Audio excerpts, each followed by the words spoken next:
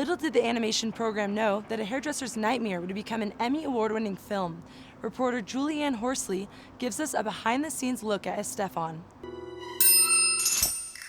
With his over-the-top personality,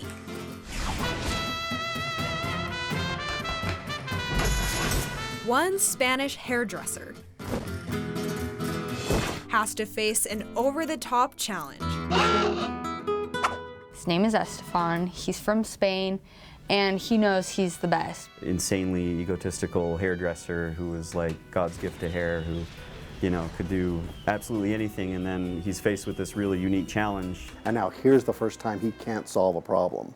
And he's forced through a series of adventures, essentially, trying to figure out how do I solve this hair issue for this woman.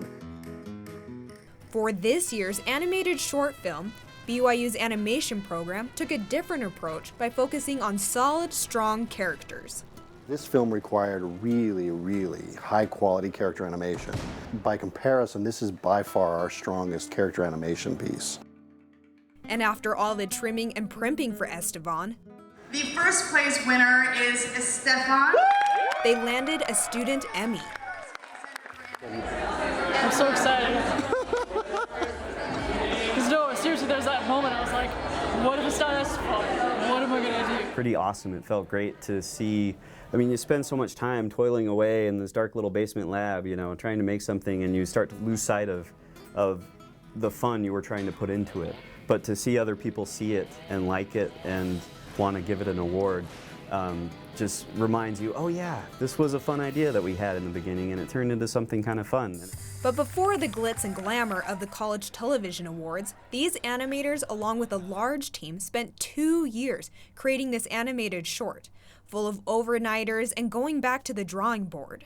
In animation, you're creating everything from the ground up. So characters, environment, props, all of that.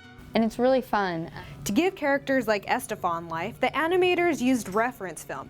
They filmed themselves doing an action they want their character to do, animate it, and now you got a character with personality. An actual flamenco dance school who were visiting UVU, and we saw them, you know, showing us how they do the moves and what poses they do and the different stances they have. There's such a persona to flamenco dance. There's so much strength in it and flourish, and it's perfect. And we want him to have that. The animators say that this film is wide-reaching because of the clean humor and how audiences can relate to this hair artist. He never has failed in his entire life, in his career.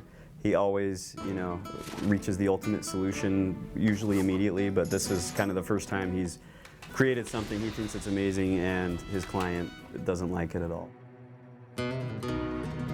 Over the course of the film, you just watch him trying again, and we can always, you know, find the solution that would work if we just keep at it. Estefan's already been entered in several film and animation festivals around the world. It's not available to view online yet, but it will be available for full viewing at the Utah Arts Festival.